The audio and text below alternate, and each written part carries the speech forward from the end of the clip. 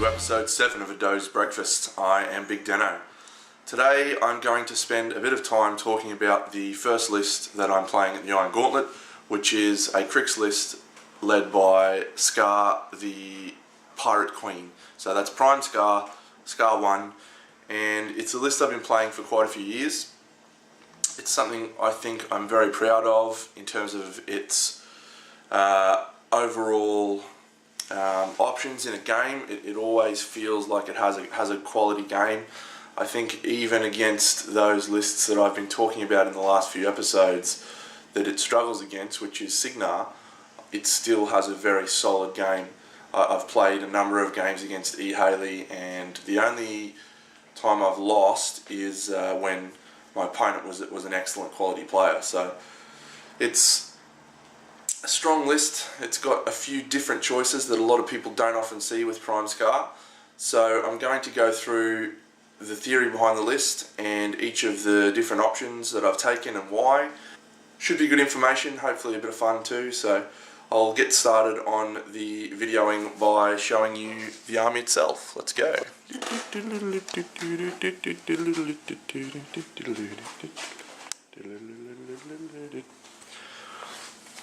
And here it is, the army in its entirety. So, the biggest and most obvious thing you'll notice there is, first of all, Prime Scar, which is right there. Show you the cloak detail there. All painted myself, this army, so that's Prime Scar. Now the obvious difference is a Kraken. I know a lot of players prefer going for an infantry spam with Scar. I'll explain my reasoning behind the Kraken fairly soon. I'm actually borrowing this one from Gigantor, Josh Bates. The reason for that is mine is still being painted, and I've done a really good job on this army, and I don't want to rush it. So I'm not going to put any pressure on myself to get it finished. This is the Soul Hunters, which are another unit that's considered fairly average in Cryx by the majority of Cryx players.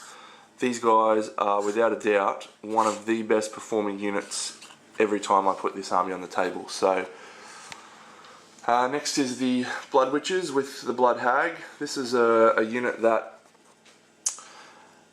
it's absolutely ball busting in some matchups and a wasted 6 points in others, but I think the value that they add to those other matches is definitely worth their inclusion. So we've got the two Necrotechs over there and the two little Scrap Thralls. The back guy at the back there is not quite painted, but we'll get him done. Just 2 points basically.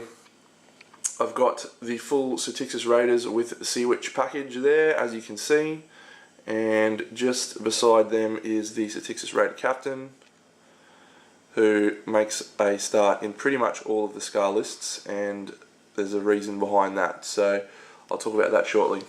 Finally, two of the linchpins, the Baby Factory, as I like to call it, the Scarlock Thrall, and the Necrosurgeon with the three little Stitch Thralls, which get a lot of use in the game. And this guy, everyone's hero, Darragh Wraith, Mighty Darrell. Not gonna put too fine a point on it. This guy has caused more headaches for most people than I can recall. And then over here we've got Peaches, who's introducing herself to the Kraken's Unicorn Cannon. Don't bite it, Peach. That's silly. Don't rub it either. What are you doing? What are you doing, Peach? Thank you. Specialists. Banelord Tartarus here. Bit of a conversion on him too, so that's pretty cool. And then another weird choice, the Black Ogren Boarding Party. Now I've got two more in blisters there, which I just picked up, so I'm going to have to paint them in the next 6 weeks, which is awesome. I'll explain the reasons behind all of them, but I'm going to go and do that over by my painting table and do some painting at the same time. So that's the army in its entirety. Looks awesome on the table, and Josh's Kraken fits in quite well with the colour scheme, so it's going to look really awesome on the day. I'm pretty excited, I have to admit. Let's head over to the painting table and get cracking. Alright, so here I am at the painting table. So I'm going to talk about this P-Scar army, which is, as I've discussed, probably my favourite army that I've ever designed. The reason why it's my favourite army is because of the way that it plays, and it's a different style of P-Scar list to what you normally see. The reason why it's different is most P-Scar lists focus on volume of attacks, and they focus on maximising the potential of the feat, which is definitely a strong way to play her, and it's probably a Cryx way to play her, to be honest. The best thing about doing it that way is you have always got something that can get value when you charge with the feat, and always has fairly strong mid game because you've always got lots of troops. What I was finding was that it wasn't the style of list that worked for me, because I'm not all that good at playing in a long-term frame of mind. I tend to focus more on trying to win the game as quickly as possible through whatever method I can, and to facilitate that, I've taken a list that has a lot of really fast elements, and the other advantage of those models is that every single one of them has multiple attacks. So the Soul Hunters have 3 attacks, only 2 of which benefit from the +5 strength, because if you didn't know, the horses don't benefit from the strength bonus. They do, however, benefit from the Dark Guidance attack because it's an additional die and not a boosted die. So they have 3 attacks, and under the feat turn they go to power 18 and power 16, and then 1 power 10. And they also have a light cavalry move after that. The Styxis Raiders obviously have 2 attacks, and look, normally they would use those 2 attacks to combine melee attack in a normal list. But in this list, they don't need to do that because they get Dark Guidance to boost their mat up, and they also go to power 14 and power 13 on their attacks. And when you're talking about power 14 and power 13, that is Bane Thrall / Bane Knight statistics, actually slightly better than Bane Thrall / Bane Knight statistics. And they can also have Weapon Master attacks because of the power swell. Then the Blood Witches actually have even more value, that they potentially have 3 attacks, which is the first 2.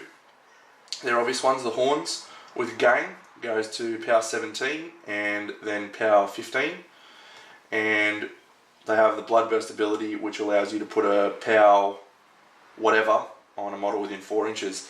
It doesn't seem like a lot, but against things like Ayana and Holt sitting in the backfield, Kayazi Assassins, any of that low defense, low armor, high defense models, you can just use that to just occasionally score a free kill that you didn't get before. So I'm a big fan of the Blood Witches, and obviously the Blood Hag is the #1 reason for that. So when you actually see the army play on the table, what you tend to find happen is those lists, those 3 units, all operate so synergistically with each other, because the Blood Witches will often go first, and they will set themselves into the position where the Blood Hag's aura is going to be of most effect. And usually I'll get to make a few attacks with them, but because I've only got a min unit, I don't really worry too much about getting really solid value out of them. It's always the Blood Hag's position that's key, because she's really the reason you take that whole package. Once you've utilised them, you use their mini feat, and they go incorporeal, so they don't block up anything else in your army, and that's a massive advantage. They'll also be armor 18, which is pretty hard to kill, and they then have good board position, and they're basically pretty hard to remove, because what you find next is the next wave, which is the Styxis Raiders come through. And with the Raider Captain, their threat range is 14 inches, which means it's extremely hard for anyone to get the alpha on them. And as you would know if you've ever played against Styxis, they're extremely difficult to remove from range. If you've got the capacity to kill them from range, then this army will possibly fall down a little bit, which is why the Signar list is a problem for me. But if the Raiders get there in full full working order, there will usually be 3 or 4 enemy heavies that disappear. And that was evidenced by the game I played against Simon the other night. He had Typhon, he had an Angelius, and he had one of those other guys, whatever they were, and I just murdered them, all 3 of them, with ease. So, once you've gotten through that, you then have the Soul Hunters come through last of all. Now obviously the variation in this is you can do it in any order, and sometimes you want to clear the Raiders out first, and sometimes you want to clear the Blood Witches out. But the Soul Hunters themselves are the most versatile of the 3, because they have the capacity to take on infantry, they have the capacity to take on heavies. And the reason why they're so versatile is because of Darag Wraith. The Incorporeal lets them charge through friendly and enemy models and get into whatever position you need them to be. Tool in the Saddle lets them ignore intervening models except for Colossals when declaring charges, and unless the enemy has magic weapons, you can basically charge wherever you want them to be, and it's really hard to stop. So, as I've said before, that's a power 18, a power 16 and a power 10. Collecting soul tokens allows them to, in later turns, have even more value from their attacks. And then they fast cav or light cav, or whatever you want to call it, into positions that is extremely difficult to remove them. So those 3 units in and of themselves are extremely potent and extremely hard to deal with. And then you've got Darag Wraith. Now that guy, he would be my favourite model in the entire game. I love Darag Wraith. He is unstoppable. With his ability Beyond Death, you combine that with the +5 armor swing, and most enemy war beasts, enemy infantry, suffers -2 to damage rolls, which means that the Blood Witches are effectively armor 20, the Satixis Raiders are effectively armor 19, and the Soul Hunters are effectively armor 22, which is Warcaster level stats. So awesome. Now, you'll notice I'm talking a lot about the feat, and the reason for that is it is an army that's sort of designed around maximising the feat, but what happens then is, because of the value of these attacks, the value of these models that are using these attacks, after the feat comes and goes, you've still got decent, potent troops, and I think that's the difference between this and most of the other army spam lists, is you've got value out of your attacks. So the strength of this army is obviously on its feat turn with all the value of those attacks, but once you get past that feat turn, it doesn't lose steam, and the reason for that is the Kraken. Now initially when I played this list early on, I didn't have a Kraken. I had a Nightmare and I had a Reaper, and I had Tartarus in the list instead of the Necrotex. And that sounds a bit strange, having Tartarus with no Banes, but go with me. The reason why I put the Kraken in is because either of those 2 models were quite easy to take off the board with any sort of concentrated power outside of the feat turn. Whereas with the Kraken, when you get down to that late game and you've blasted through most of the stuff that's on the table from your Raiders and your Soul Hunters, you've then got a Kraken, and the turn that they would usually alpha the Kraken, he's armor 24 with Darag Wraith sitting behind him, so armor 26, and then you've got 2 repairs as well, and it's fucking hard to get rid of. And he if he has 3 corpses, will hit at power 21, which is good enough to take out anything in the game, particularly when he doesn't have to boost his attack rolls because of Dark Guidance. So you load him up with Focus, he gets 5 attacks at power 21, and that's usually enough. Now, the reason why I've added some specialists to the list, so depending on the faction that I play against, I may need even more armor cracking. Sounds ridiculous, but there's a troll list that's been doing the rounds, the Miserable Meat Mountain. You've probably heard of it. I've played against it a couple of times. The warders themselves are a problem.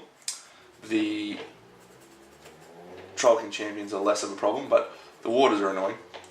The reason why this list handles that list quite well is because on the one turn, the Cryx Raiders and the Kraken and the Soul Hunters and the Blood Witches are all account for one of those waters, and the Blood Hag, assuming I can protect her on the way in, just completely negates all of the toughs, which is intense. It's pretty bad for that list, which relies on the value of their armor. So every tough roll is worth 1 million. But that list has a high armor value, which without the feat I might struggle. So having Tartarus there, who can add a Dark Shroud to whatever the Kraken's fighting, for example Mulg, is pretty useful. It's not a terribly bad matchup for me, to be honest. Like, I don't know if this list really has a terribly bad matchup anywhere. And if I was going to be brutally honest, it's actually probably a great matchup. Trolls, get on board. Great faction Trolls. But there are other lists that I might perhaps struggle with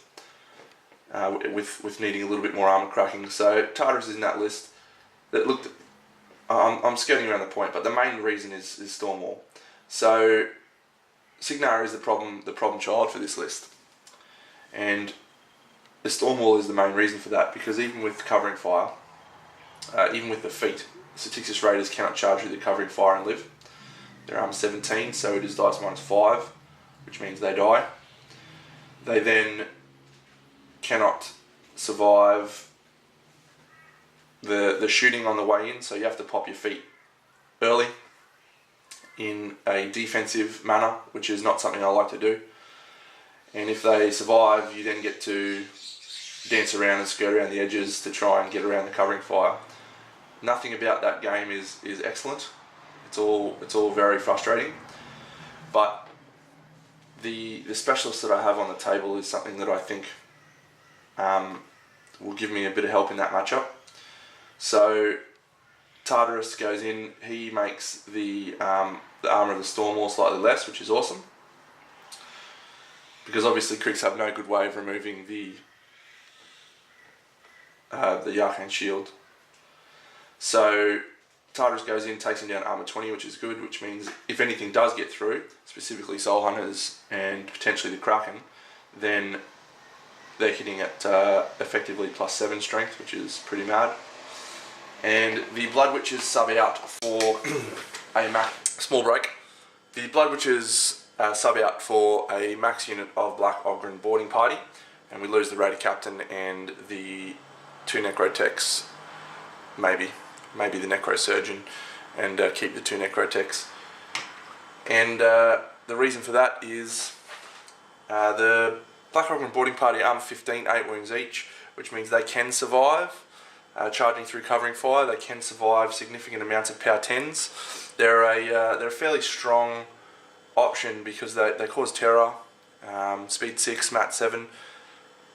They're only 6 points. Like they're a pretty good choice. I don't know why they get a bad rap, and particularly with P-Scar, it makes them, defense 12, armor 15 is nothing special, but defense 12, armor 20 with 8 wounds is a little bit more of a tough proposition. So I think they're a pretty reasonable choice, and particularly in specialists, if I've got them in the specialists and I sub them in, it gives me a bit more game against Signar. So against the Stormwall, if I charge through the covering fires, if I happen to manage to get that, and I get the feat bonus, they'll go to power strength 18, which is awesome.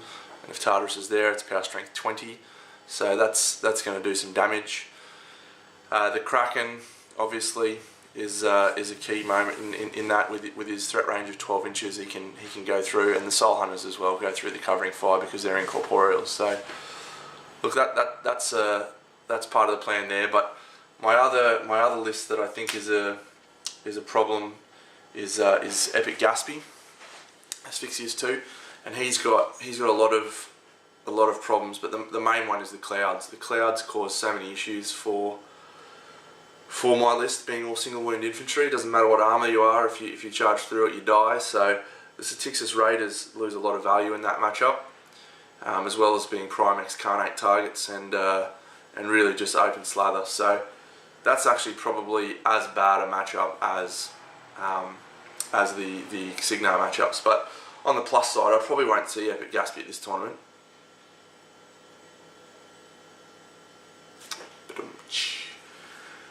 Yeah, so for me, even though this list has the possibility of dealing with Signar and the possibility of dealing with Epic Gatsby, I think I'm far better served having my second list being capable of dealing with that, and so that's why I've opted for the Vlad 3 list with a few answers built in for those two problem matchups, I hope.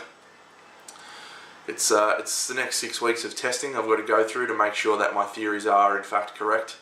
I'm feeling pretty confident at the moment that I've got two good lists, and I went through a lot of reading and research on the last couple of days, looking over endgaming and checking out all of the two list pairings for Iron Gauntlet events that people have run with, and then went through the process of what I would drop against my list. So as an example, there was an Epic Asphyxius and a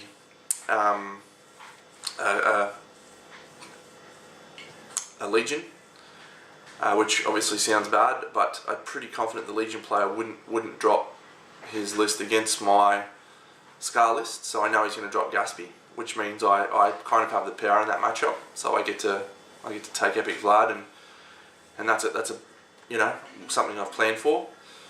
And if I go up against an Epic Kaylee and an Epic Gatsby, which is probably going to be a pretty power combination, I've got the tools for that as well. So I obviously just drop Epic Vlad there and hope for the best.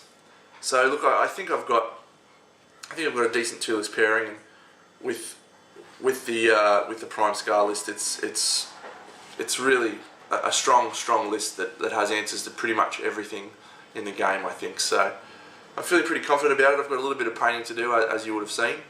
I've got two Black Hog and boarding party to put together, and one little scrap draw to finish off.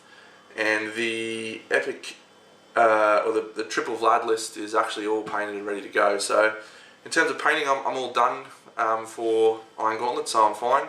I am playing some different lists in the Masters, so I've got a little bit of painting to do there, but that's not essential, so I'm not going to worry too much about that. Just focus on the Prime Scar models that I need, and then I'm done. So that brings to a close this episode. Believe it or not, I did actually have recorded about 30 minutes of me putting my Prime Scar list on the table, showing some deployments and showing some table states against a Circle Army and a Khador Army. And then I uploaded it and deleted it before it finished uploading, and it didn't upload properly, so that's really awesome. I'm stoked about that.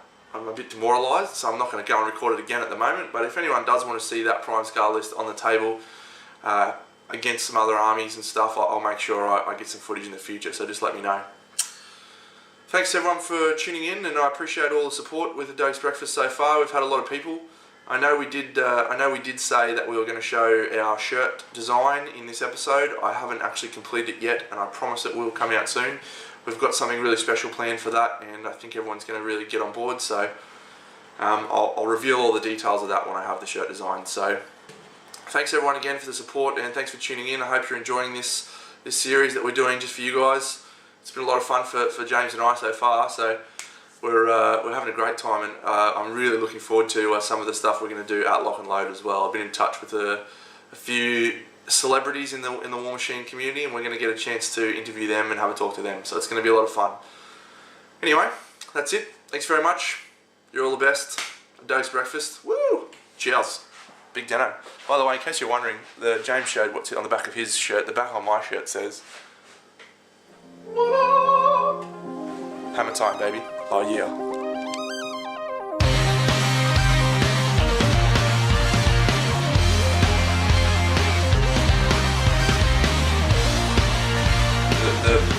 The reason why they're like the Mechanathraws or whatever doesn't do it for me is because they've only got one attack.